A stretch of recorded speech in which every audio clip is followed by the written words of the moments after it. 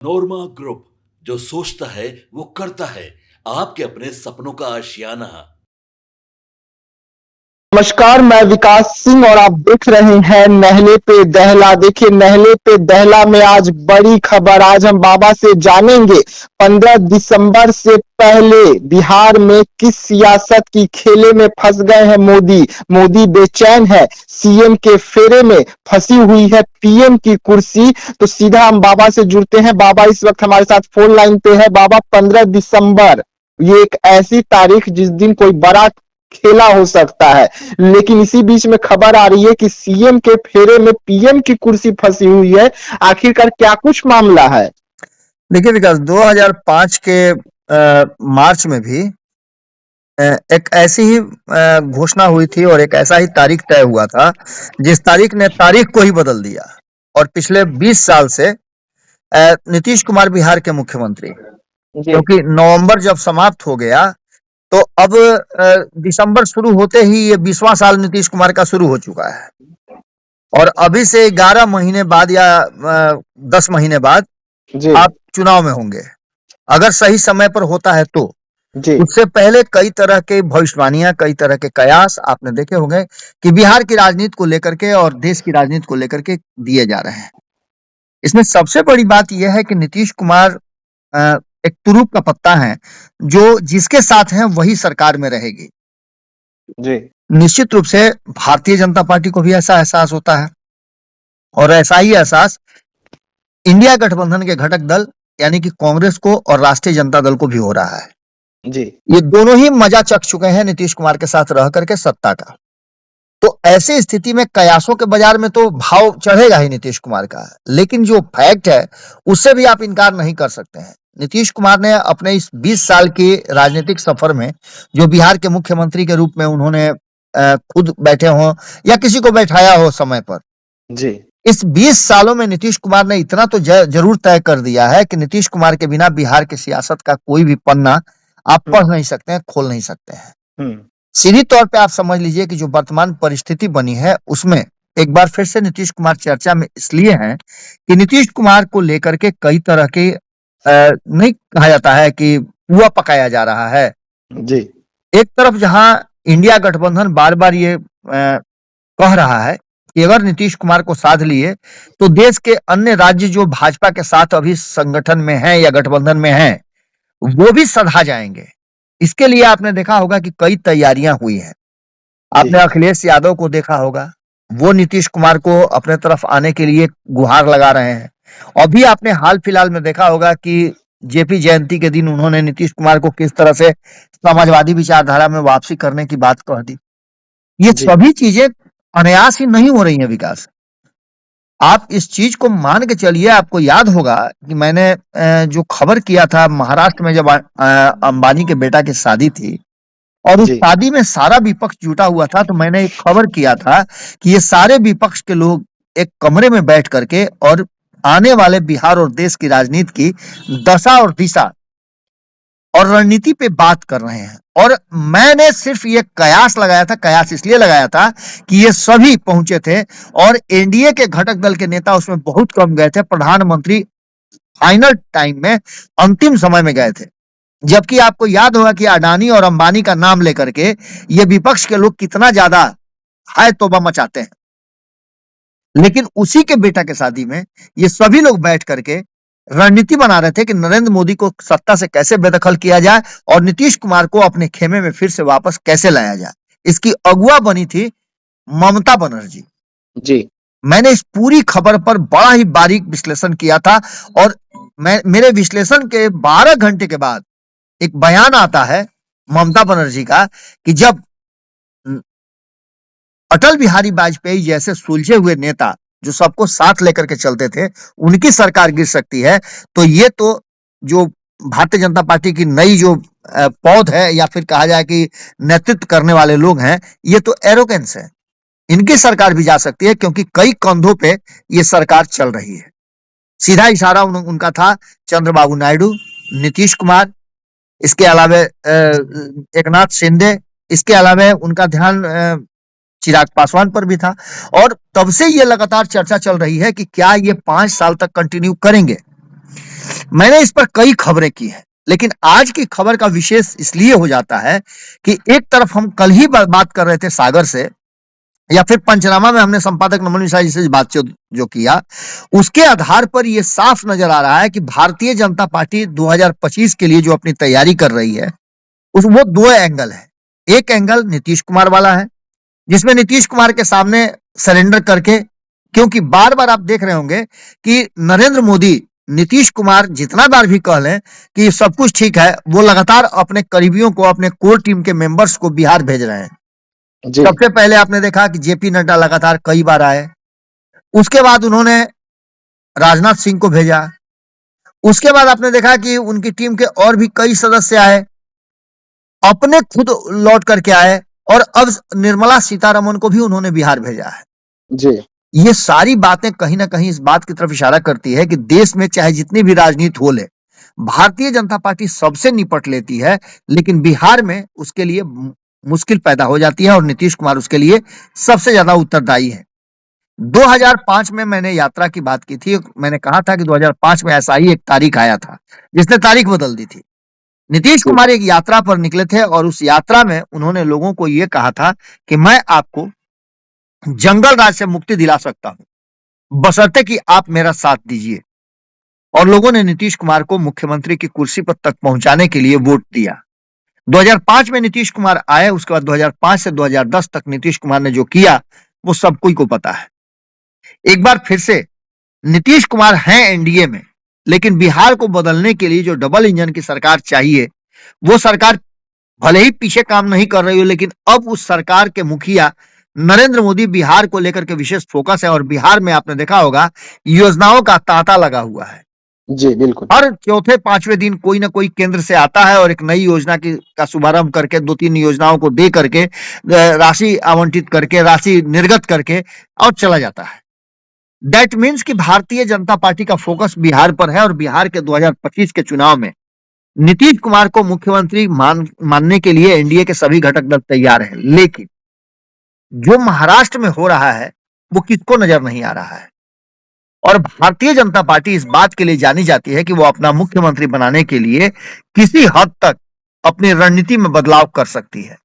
जी आपने देखा होगा, कल ही हम संपादक नमन मिश्रा जी के साथ खबर कर रहे थे, सागर ने भी इस बात की चर्चा की। कल मेरे साथ एक खबर में चर्चा गर्म है मैं कि नमन मिश्रा जी ने किस तरह से ये पूरी बारीक बातों को अलग अलग करके, बाइफरकेट करके समझाया है, जो बिहार की राजनीति की तरफ इशारा कर रहा है। अब जो वर्तमान परिस्थिति बनी है उसमें ये सारी बातें तो हो गई, लेकिन विकास पिछले 5-6 दिनों से आप लोग जो विधानसभा को लेकर के खबरें कर रहे हैं, उन खबरों को आप देखिए, और भारतीय जनता पार्टी, जनता दल यूनाइटेड, राष्ट्रीय जनता दल, कांग्रेस और अन्य दलों के बयान सुनिए। उनको सुनने के बाद आपको कहीं ना कहीं लगेगा कि ये लड़ाई तो सीधी राष्ट्रीय जनता दल बनाम भारतीय जनता पार्टी हो रही है। इस लड़ाई में दूसरा कोई है ही नहीं, और इसी लड़ाई का एक हिस्सा है जिसमें आपने देखा होगा कि राबड़ी देवी से लेकर के लालू प्रसाद तक, और लालू प्रसाद से लेकर तेजस्वी यादव तक सभी लोगों ने नीतीश कुमार की तारीफ की है, और नीतीश कुमार को लेकर के कोई भी ऐसा शब्द नहीं कहा है जो नीतीश कुमार को ठेस पहुंचाता हो या उनको गुस्सा दिलाता हो। नीतीश कुमार भी बड़ा निश्चिंत नजर आ रहे हैं। नीतीश कुमार की पार्टी के भीतर टूट भी हो रही है। ये सब कुछ होने के साथ साथ नीतीश कुमार एक बार फिर से 15 तारीख को यात्रा पर निकल रहे हैं, और नीतीश कुमार की ये यात्रा इस बार महिलाओं को फोकस करके है। जब जब महिलाओं को लेकर के फोकस करते हैं नीतीश कुमार, तो इसका मतलब होता है कि वो अपने वोटर को, जो उनका एक तरह से कहिए कि वोटर का स्लीपर सेल, खास करके महिलाएं हैं, जब जब नीतीश कुमार को आप देखेंगे चुनावी मैदान में उतरते हुए, तो उनका 15% वोट जो है कांस्टेंट रहता है, और ये कोई तोड़ नहीं पा रहा है। लेकिन इस बार चूंकि आपने देखा होगा कि प्रशांत किशोर की एंट्री हुई है, और प्रशांत किशोर भले ही नजर नहीं आ रहा हो, लेकिन कहीं ना कहीं जिस तरह का राजनीति कर रहे हैं और जिस तरह का अपना वोट बैंक बनाने की कोशिश में लगे हुए हैं, उसमें वो दो ही लोगों को डैमेज करते नजर आ रहे हैं। एक लालू प्रसाद, जिनको उन्होंने 4 उपचुनाव में डैमेज कर दिया, मुसलमानों का वोट बांटने में, बंटवारा करने में वो सफल रहे। तो दूसरी तरफ नीतीश कुमार के वोट बैंक महिला वोटरों को जीविका दीदी से लेकर के आशा दीदी और जितनी भी महिलाएं हैं, जितने भी महिला सेक्टर में लोग काम कर रहे हैं, जितने लोग नीतीश कुमार से प्रभावित हैं, उन सभी लोगों पर फोकस है प्रशांत किशोर का। और प्रशांत किशोर इस बात को अच्छी तरह से जानते हैं, क्योंकि प्रशांत किशोर ने 2015 में जब नीतीश कुमार का सपोर्ट किया था, तब प्रशांत किशोर ने साफ तरीके से नीतीश कुमार की सारी रणनीति अपने हाथ से बनाई थी। इसलिए उनको पता है कि नीतीश कुमार का ऊंट किस करवट बैठता है, नीतीश कुमार की अच्छी और बुरी क्या क्या चीजें हैं जिस पर स्ट्राइक करके वो अपने पक्ष में कर सकते हैं। उन्होंने महिलाओं को 40 सीट देने की बात कही है, यानी कि महिला के प्रतिनिधित्व के हिसाब से महिलाओं को आरक्षण देने की बात कर रहे हैं। तो ऐसी स्थिति में आप समझ सकते हैं कि नीतीश कुमार के लिए अगर उनके वोट बैंक में सेंधमारी हो जाती है, और दूसरी तरफ उनका जो सबसे बड़ा बेस पॉइंट है जिस पर वो खड़े हैं, जिस पर अपने मुख्यमंत्री की जमीन तैयार करते हैं, राष्ट्रीय जनता दल, वो भी डैमेज हो रही है। तो दोनों परिस्थिति में नीतीश कुमार के लिए एक बड़ा कहीं ना कहीं चेंजिंग वाला समय होगा, और इसको लेकर के नीतीश कुमार पूरी तरह से परेशान भी नजर आ रहे हैं और चिंतित भी नजर आ रहे हैं। यही कारण है कि उन्होंने अचानक से जो यात्रा की बात कही है, और 15 दिसंबर को वो यात्रा पर निकल रहे हैं। इस सियासी खेल में राबड़ी देवी का समर्थन कहीं ना कहीं नरेंद्र मोदी के लिए बेचैनी बढ़ाने वाला है, ये बात आप इनकार नहीं कर सकते हैं। वहीं राष्ट्रीय जनता दल के बयान जो आने लगे हैं, उन बयानों से भी साफ नजर आता है कि कुछ ना कुछ कहानी है। इसी बीच में आपने एक और बड़ी बात सुनी होगी कि एकनाथ शिंदे से लेकर के नायडू तक, और नायडू से लेकर के नीतीश तक, जो भी सपोर्ट कर रहे हैं भारतीय जनता पार्टी को केंद्र की सरकार के लिए, उनके पास इतने पर्याप्त सांसद हैं कि वो नरेंद्र मोदी को कुर्सी से उतार सकते हैं और अपनी अपनी मुख्यमंत्री की कुर्सी भी बचाए रख सकते हैं। नीतीश कुमार अगर नरेंद्र मोदी को कुर्सी से उतारने के लिए इंडिया गठबंधन की तरफ शिफ्ट हो जाते हैं तो उनकी कुर्सी भी बच जाएगी।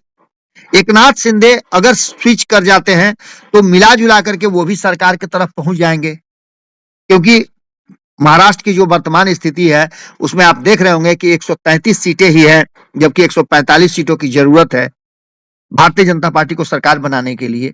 इसके अलावे आपने चंद्रबाबू नायडू को देखा ही होगा कि वो अपने दम पे सरकार चला रहे हैं।